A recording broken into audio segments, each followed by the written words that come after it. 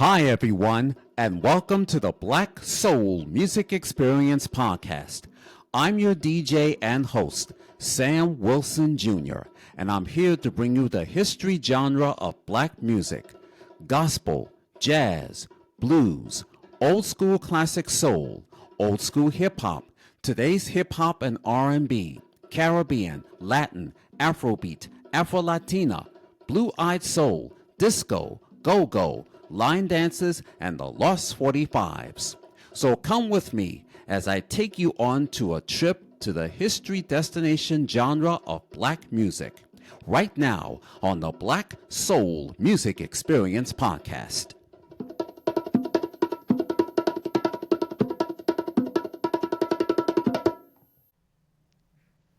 Welcome to a bonus episode of the Black Soul Music Experience. I'm Sam Wilson Jr., and I have a special guest on my show, and it's a Valentine's Day episode.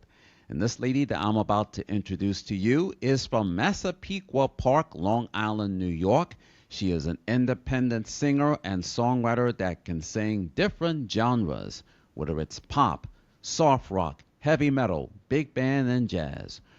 Her new single is now available streaming on iTunes. So please help me welcome to the Black Soul Music Experience, ladies and gentlemen, Miss Susan Wendelken. Hi, Susan. How are you? I'm very well. How are you doing today?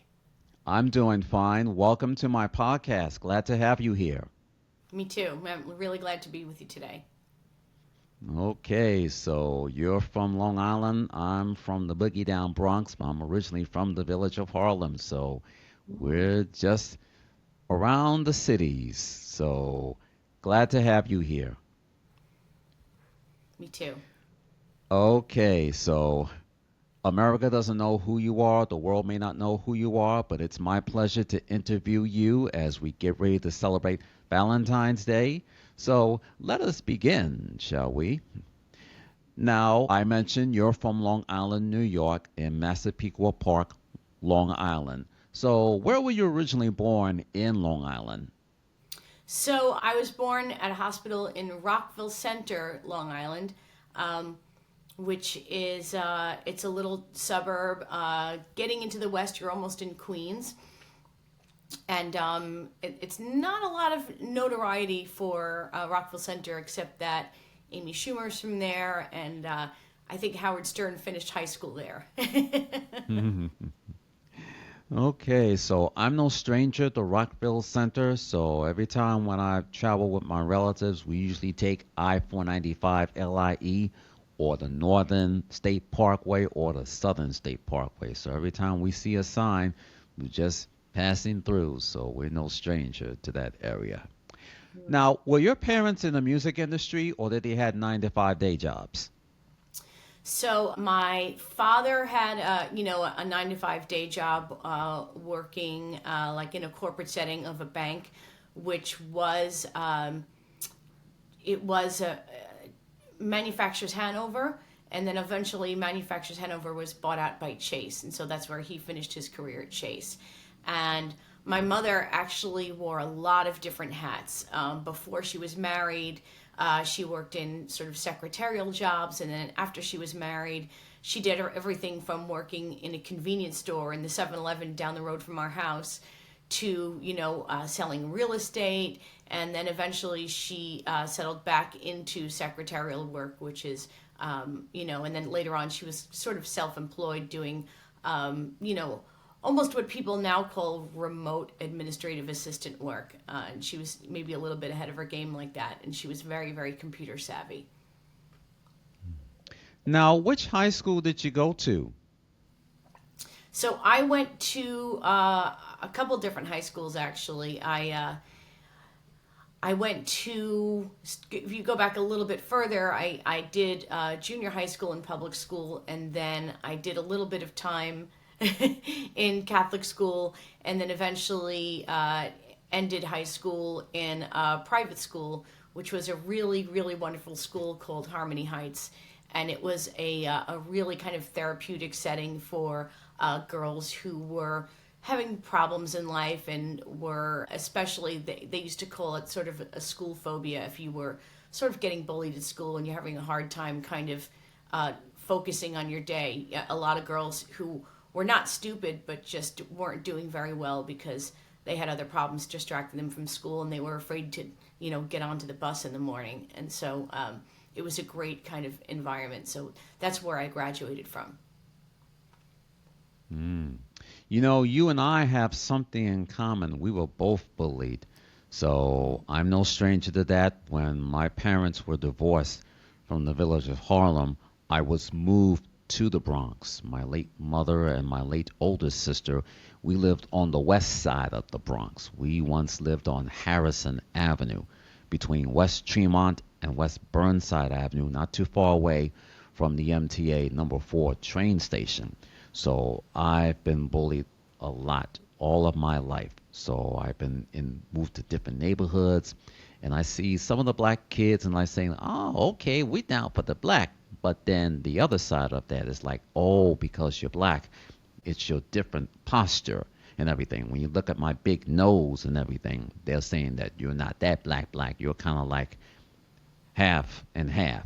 It's like my big nose is like big as Danny Thomas, and then shiny as Rudolph the Red-Nosed Reindeer. So I've been bullied like that all of my life, and I get what you're thinking because we're no stranger to that. So we have something in common. So we were both bullied, and we had to overcome it, and here we are, overcoming Yeah. successes.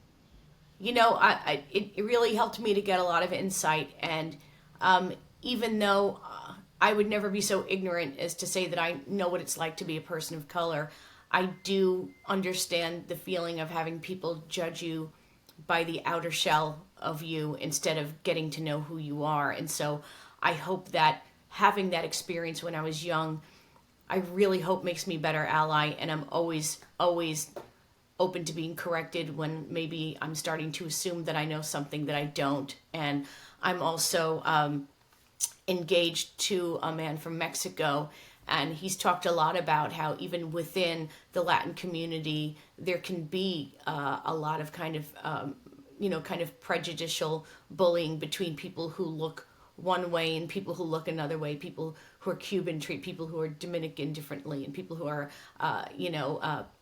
from maybe Ecuador might treat somebody from Mexico differently. People who have more Caribbean blood might treat somebody who looks more Mayan differently. So it's been a real learning experience for me. Now, who did you want it to be when you grow up? So I would say that there were two people I really wanted to be. I really wanted to be Tina Turner, and I also really wanted to be Carol Burnett simultaneously.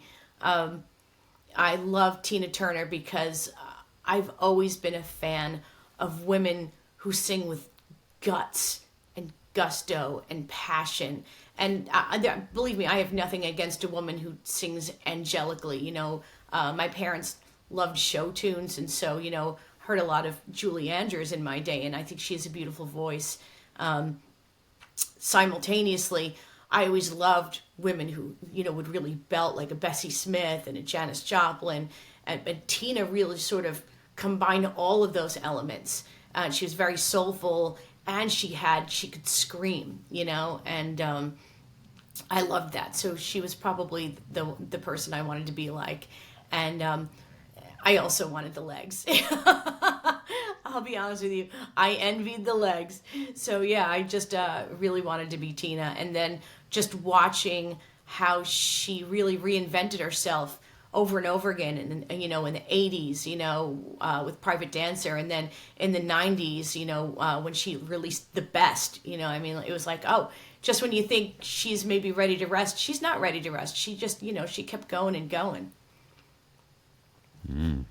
Well, you mentioned Tina Turner, and the first time I saw her perform was on season 2 of Soul Train. That was 72, 73 season with her then husband, Ike Turner. And just like you said, her appearance, her strutting and everything, that was her trademark and everything. And then after they were divorced, Tina Turner went on her own. I've seen her, punk woolly hair and the legs. You mentioned that. And she would strut her own stuff. That was her trademark. When I saw her in, that music video, she did the remake of Al Green's Let's Stay Together.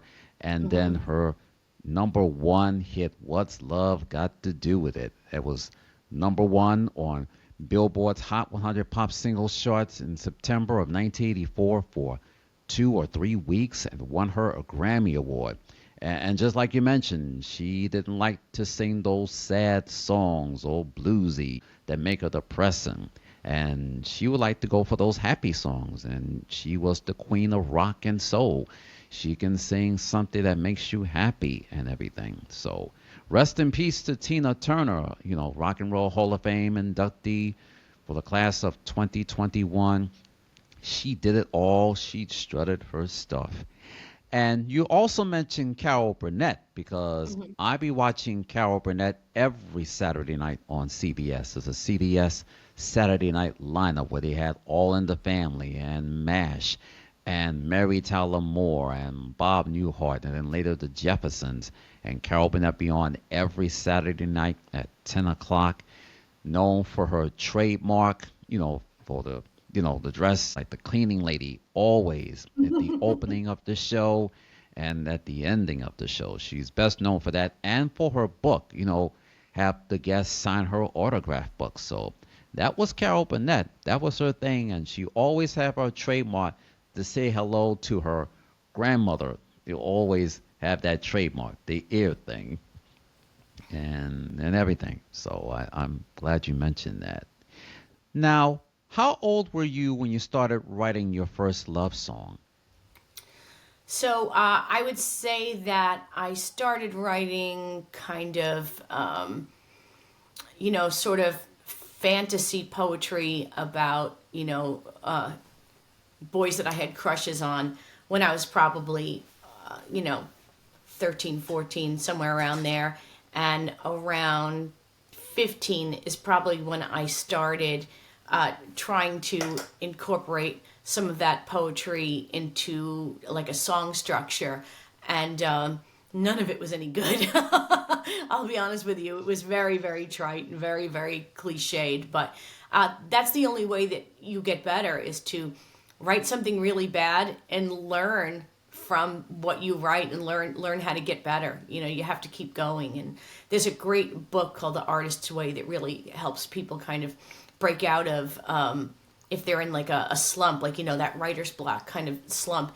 And one of the big lessons in it is just to keep writing and don't worry about whether or not it's good, because the more you put out, the more you're going to keep honing.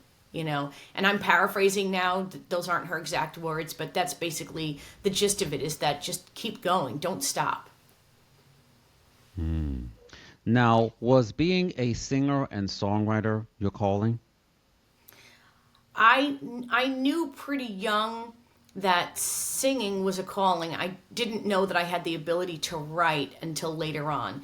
But my father kind of discovered the singing before I was even aware of it. I was very young. I was probably 3 or 4 years old.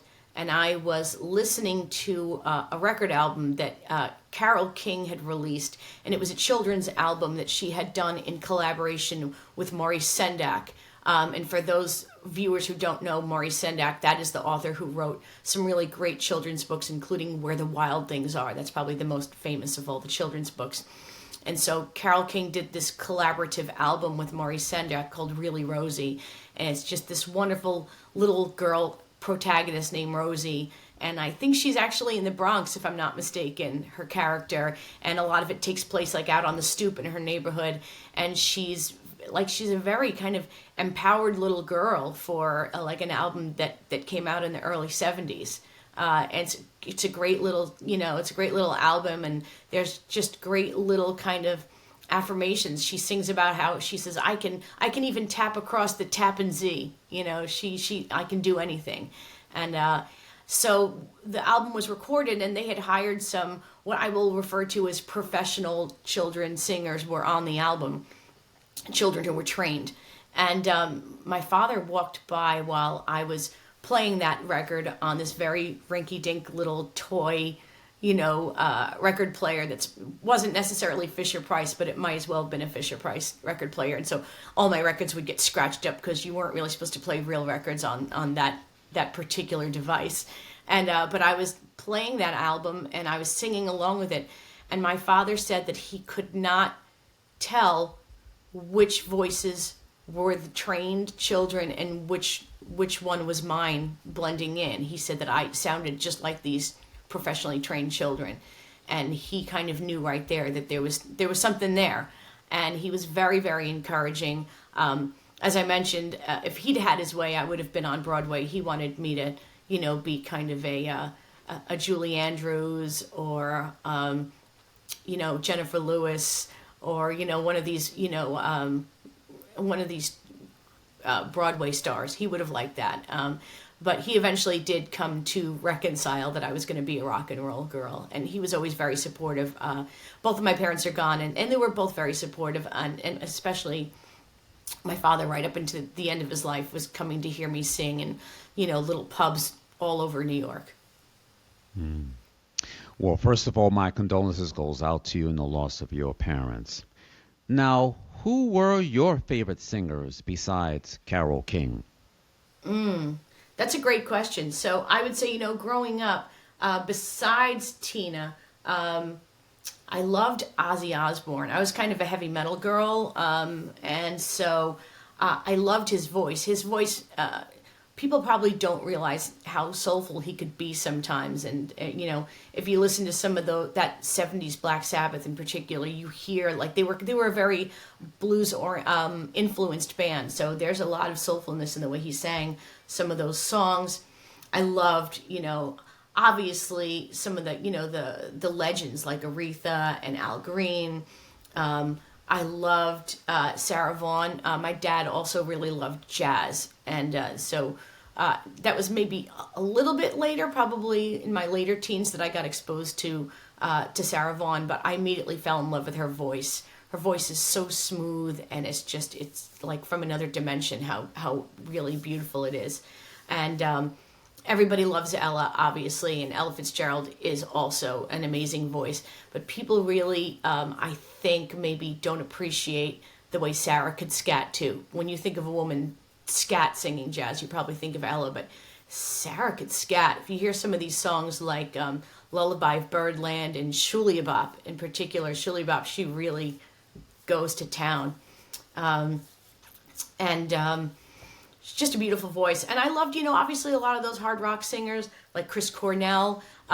The first woman I ever heard sing like legitimate heavy metal was this German woman named Doro Pesch, and she was in a band called Warlock. I loved, Ann and Nancy Wilson from Heart, and, just a lot of great rock and roll singers. So it was a pretty, good variety of different vocalists that really informed those influences. Now, I was going to ask you that next question. Who were your musical influences that had inspired you to sing? So, inspirationally was probably a combination of people that I was starting to get inspired by, because I knew that they were not only singing, but they were also writing what they sang. So Carole King was a big influence. I would say also, Sam Cooke, Tori Amos, a little bit later, like Erykah Badu, these writers who were also great singers. And those are just a handful right there. There were many, many. Now, since this is a Valentine's Day episode, what is your definition of a love song?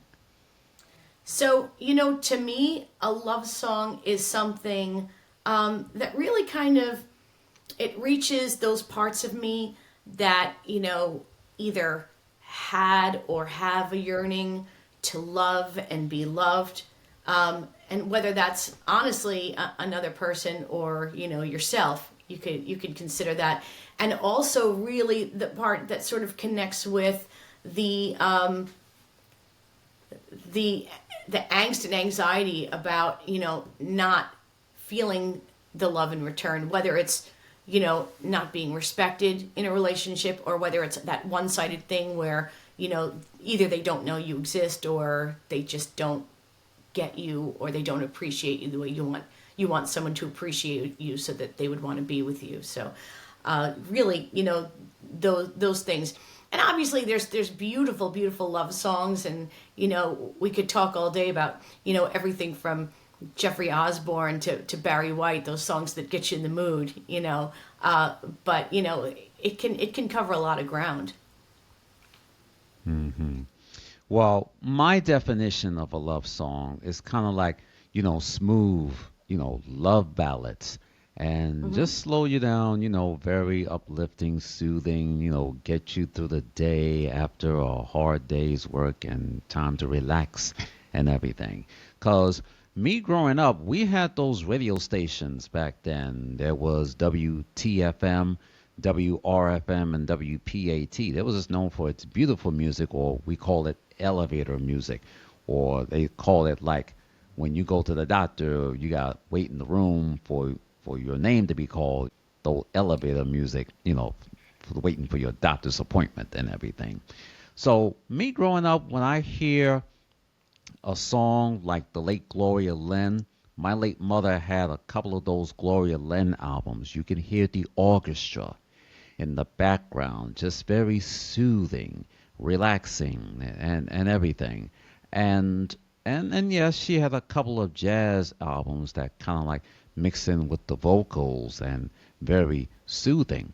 So when we got into the 60s and 70s, you had the late Isaac Hayes, and he's known for doing cover songs, but he would do it his way. He would take a song and he would strip it and stretched it as far as wide as the eye can see.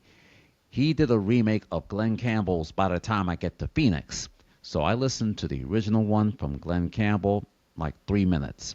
But then Isaac Hayes took that song, he put it into as a story. He would be talking or rapping and tell his story behind the song. So when he got to the singing, he stretched it 18 minutes. And that was a masterpiece. I would never knew that Black America was not ready for this type of song, rapping into singing. So when my late grandfather had the Isaac Hayes Movement LP, it was like 4 songs too long. He did a remake of Jerry Butler's I Stand Accused.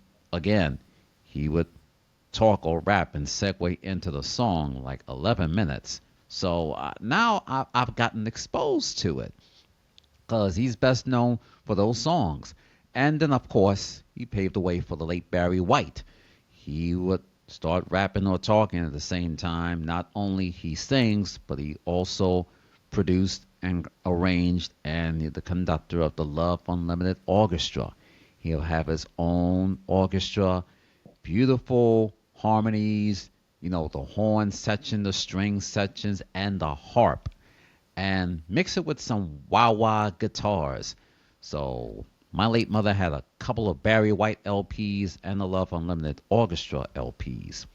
So Mm, to me, like a love song is like lights are out, blue lights in the basement, slow grind, and everything.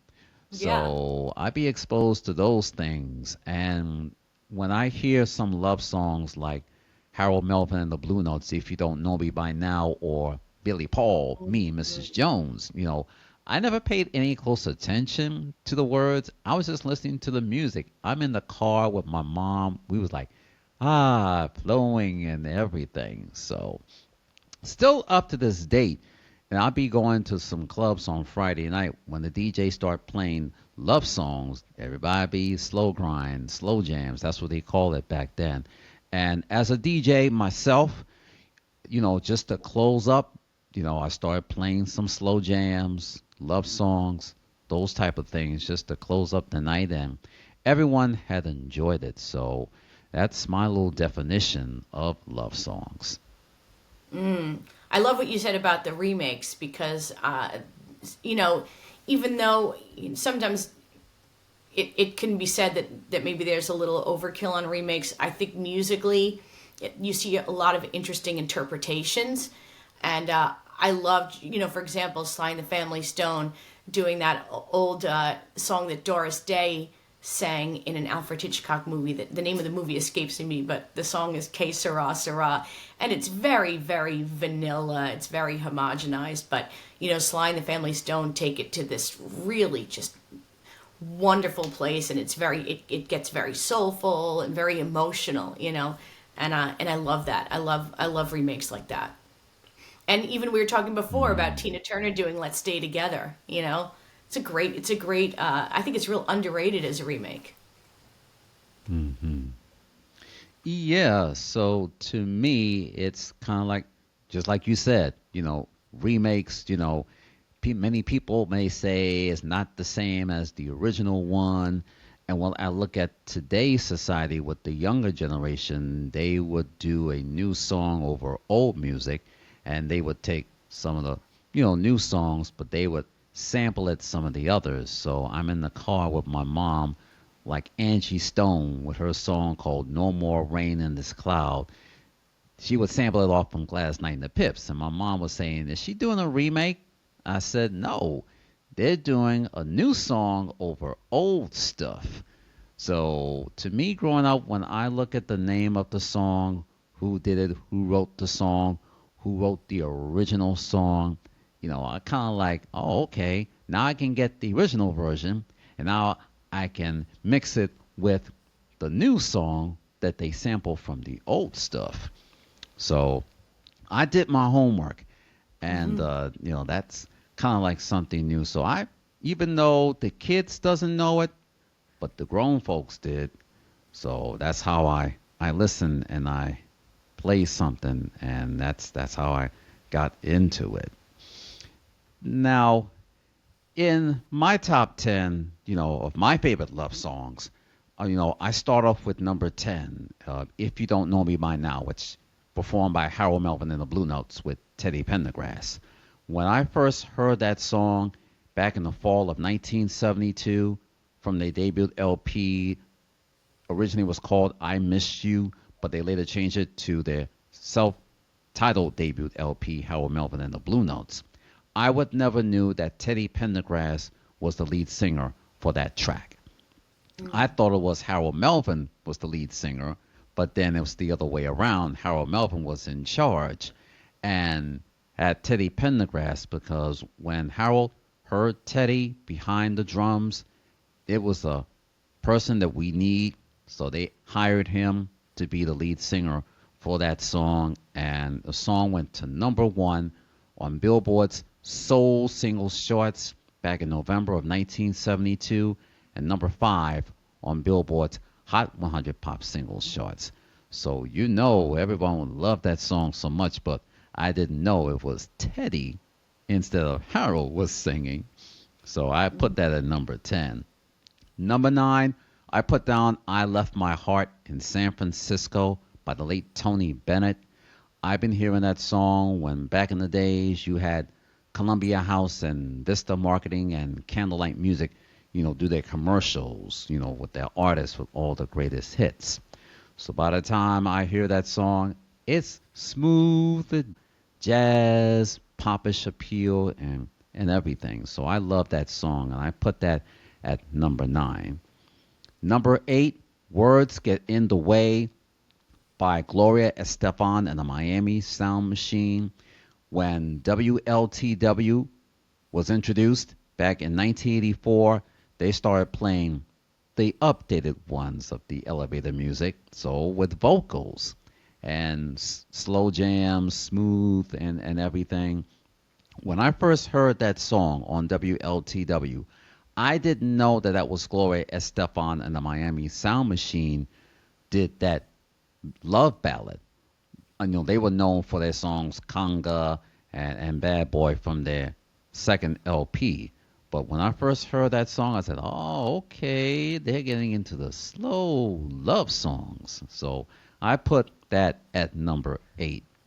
Number 7, One Less Bell to Answer by the Fifth Dimension, that had Marilyn McCoo and Billy Davis Jr. in the group. When I first heard that song, even though it was a sad song, but it was a love song. So it's kind of like just like you said earlier, love and relationships and everything. So I put that at number 7.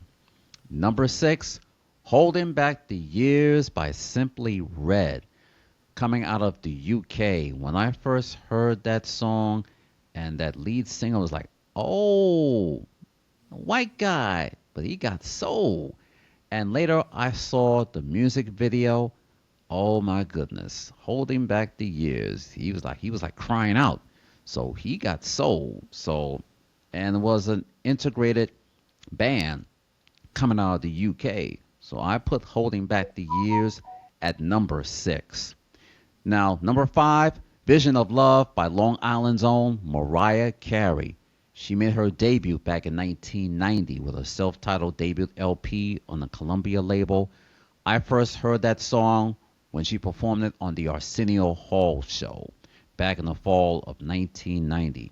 And that song went to number 1 on Billboard's R&B Black Singles charts in the fall of 1990. I believe it was for 1 or 2 weeks. And I first saw her again perform it on Saturday Night Live. And let me tell you, she's got a wonderful voice with a high octave range. No one would ever touch Mariah. So I put her song Vision of Love at number 5. Number 4, She's Gone by Hall & Oates. When I first heard it in 1976, I thought, it was like a remake because it was remade 3 times. I first heard the song in 1974 by Lou Rawls. And then on the same year, Tavares did theirs and he made it to number 1 on Billboard's Soul Singles charts back in November of 1974. And then when I heard Hall & Oates' version, 1976, same melody, I was like, whoa, I like this version. They got into the intro. You hear that guitar and the wah-wah sound back in the background. Whoa. So even though I like the ones that Lou Rawls and Tavares did, when Hall & Oates, hands down. So I put their song She's Gone at number 4. Number 3, Woman to Woman by Miss Shirley Brown. And that song was at number 1 on Billboard's Soul Singles charts on November 30th, 1974. And it was nominated for a Grammy for Best R&B Vocal Female, even though she lost to someone else. But that song was later remade for country singer Barbara Mandrell. And still up to this date, I love that song. It's a story to tell. Once again, love and relationships. If you're caught your guy cheating or something, but I put Woman to Woman at number 3. Number 2, Stay in My Corner by the Dells, coming out of Chicago. Now, they originally did the song back in the early 60s, only 2 minutes, but then they decided to re-record it again in 1968. They needed one more song to put in that LP, and they decided to revamp it and took it into 6 minutes with the help from the Chicago Symphony Orchestra. Again, it was a masterpiece, number 1 on Billboard's Soul Singles charts back in the summer of 1968. I said to myself, I would never knew they would do that original from 2 minutes up to 6 minutes and 20 seconds. So that was something that I love. And I put it a tie with Float On by the Floaters. There was their one-hit wonder back in the summer of 1977. Number 1 on Billboard's Soul Singles charts back in August for 5 weeks. And still up to this date, I love that song, even though I prefer the 5-minute version or the 11-minute version. But they had played the 4-minute version at the radio stations. So I prefer the 5-minute version as well as the 11-minute version. Number 1, I had to put another tie, Me and Mrs. Jones by Billy Paul. Number 1 hit on Billboard's Hot 100 Pop Singles charts and also number 1 on Billboard's Soul Singles charts back in December of 1972 for 3 weeks. Again, I love that song. I never paid any close attention to the words until I found out later it was an extramarital song. But hey, I love it so much. MFSB in the background, playing it, everything. So I put that as a tie with My Girl, performed by the Temptations. Number one hit back in 1965 of January for 5 weeks, and number one back in March of 1965 for 2 weeks. So that's my top 10 love songs for that one. What about you? What's your favorites? So, I'm gonna just give you some random favorites. They're not in any particular order. Um, and I had one, but I'm gonna actually swap it out because I realized that it's actually kind of more of a get out of my life song, and I don't want to include that in some of these. I want these to really be more um, legitimately expressing love. So, we talked about Let's Stay Together before, so I'm going to put that right in there because Let's Stay Together, whether it's, I mean, I love the Tina Turner version. I will say that the Al Green version is more of the get you in the mood to slow dance with the person you love. So I would say that that's the version I would go with, only for that reason. Uh, and I'm going to mix it up a little bit with some R&B, with some jazz, some singer-songwriters, and some rock and roll. So I'm going to tell you a singer-songwriter I love is a guy from Maine, and his name is Ray LaMontagne, and he sings a lot of really songs that are just really, really, they're really authentically in a really beautiful voice. And he has a song called "Hold You in My Arms" that is just sort of like almost like someone saying it's you and me against the world, babe. You know, everything that's going on in the world, just hold on to each other. You know, I love that. Uh, I also really love, You Make Me Feel Brand New. It's just a classic and it's so self-explanatory. You don't, it just makes you feel like this is the first time you've ever been in love before, and you feel like you are new to the world, that you are newly present. I love that song. I'm going to put my two favorite jazz females back to back. Sarah Vaughan has this wonderful song called Lover Man, which is all about that yearning I talked before about, yearning for someone. And in her case, I think it's just sort of like, send me somebody. She's not even really yearning for a specific person, but, just yearning for love. I love that song. And I don't think we could do Ella Fitzgerald for Valentine's Day without going with My Funny Valentine, which is just this beautiful kind of loving somebody exactly for who they are and what they are, and loving them for everything about them, the good and the bad and the flaws and everything all combined together, just loving somebody exactly the way they are.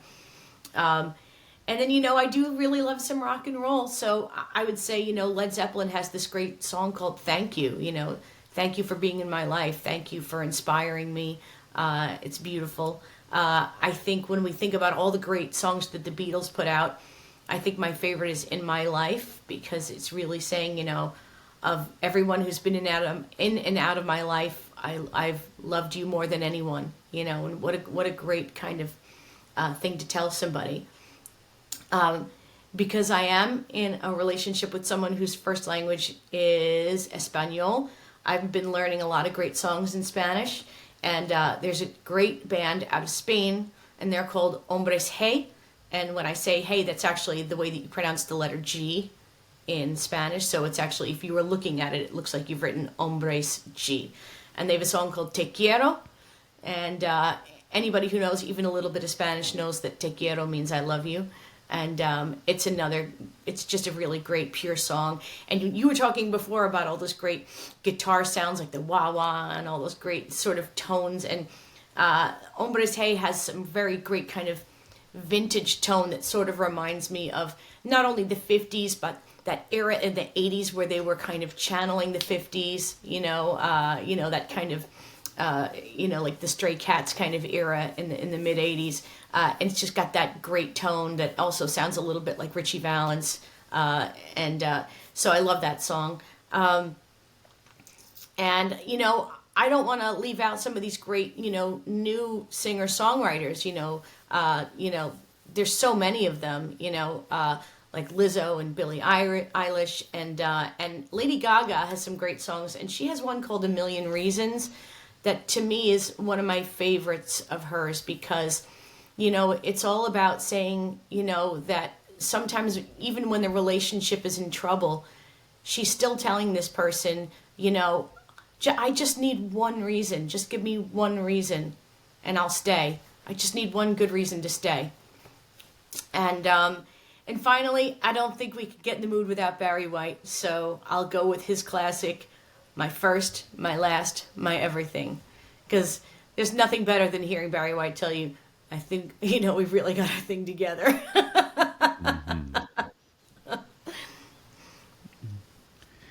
Yes, so there we have it. We have all our favorite love songs to start off for Valentine's Day. Well, Susan, it's been a pleasure having with you on the Black Soul Music Experience podcast to celebrate Valentine's Day. Thank you so much for being with me on this wonderful day, wonderful evening. It's been a pleasure. Thank you so much for taking the time Same out to be here. with me on my show. Thank you. Thank you. I really appreciate it, and I really enjoyed myself. Okay. Now, before we go, where can we follow you for any upcoming events, or where can we follow you on social media, and where can we follow you on anything? Give us a quick plug on any Okay. albums that you have or any singles coming out soon. Absolutely. So my last name is spelled Wendelken. So you can find Susan Wendelken on Facebook and on Instagram and, you know, most of those socials out there. And I have a website, and I think you can go to susanwendelken.com, or you can also, it's probably easier to remember, broadstreetmusic.net, and that'll take you to the same website. You know, it's one of those websites with multiple addresses to take you there. So broadstreetmusic.net is a great way to find me. I'm also on Bandcamp. You can find my album, and you know, it's got a lot of fun songs. It's got a real Irish influence, in case you can't tell. A lot of Irish, a lot of my later in life songwriting influences are very Irish. So there's a lot of fiddle. There's even a little banjo. I even took an Iron Maiden song and made it Irish. It's a lot of fun. And I have a fun little song, which is kind of the reason we first started talking. This song called "Rewrite," which is all about really deciding to love yourself, despite all of the stories that you've been given in your life that maybe you're too much, or maybe you're not enough, or there's something wrong with you. And instead of believing that, just embracing your flaws and rewriting that narrative. And so that song's called "Rewrite."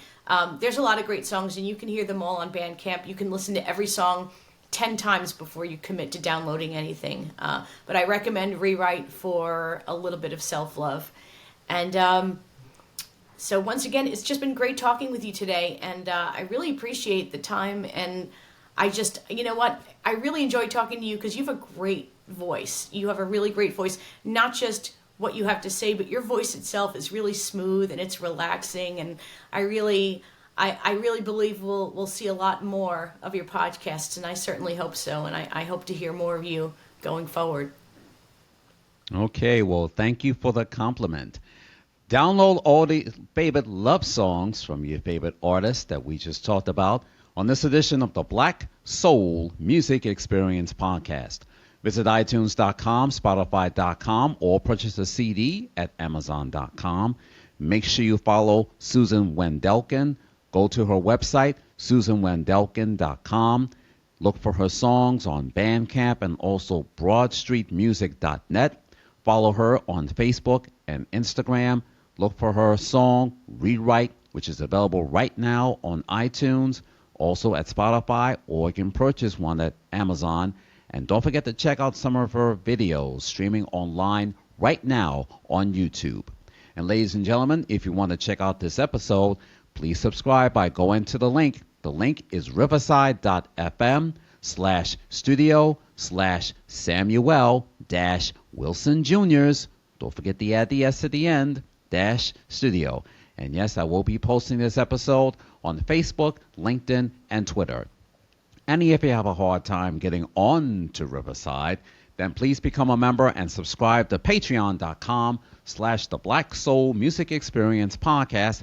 And if you have a hard time getting on to Patreon, I will be posting this episode on YouTube. And please pass it on. Thank you for joining me as I close out this edition of the Black Soul Music Experience. And happy Valentine's Day, everybody. Well, that's about it for this edition of the Black Soul Music Experience Podcast. I'm Sam Wilson Jr. Thank you for joining me. And please tune in next week for an all-new episode. The Black Soul Music Experience Podcast is sponsored by the support of listeners like you. If you enjoyed this podcast, please subscribe by going to riverside.fm/studio/Samuel-Wilson Jr.'s-studio. And don't forget to check out my audio podcast episodes by becoming a member and subscribe to patreon.com/the Black Soul Music Experience Podcast. And also check out my video podcast episodes by subscribing to youtube.com/the Black Soul Music Experience Podcast. And please leave your comments, feedbacks, and replies by going to my Facebook homepage. Visit facebook.com/the Black Soul Music Experience Podcast. And you can also tweet me on X, aka Twitter, at Sam Wilson Jr. 66. As always, parting, remember this: reach for the top and your dreams will come true, and it can happen to you. From all of us, take care, God bless. Thanks for listening, have a good week, and please be safe.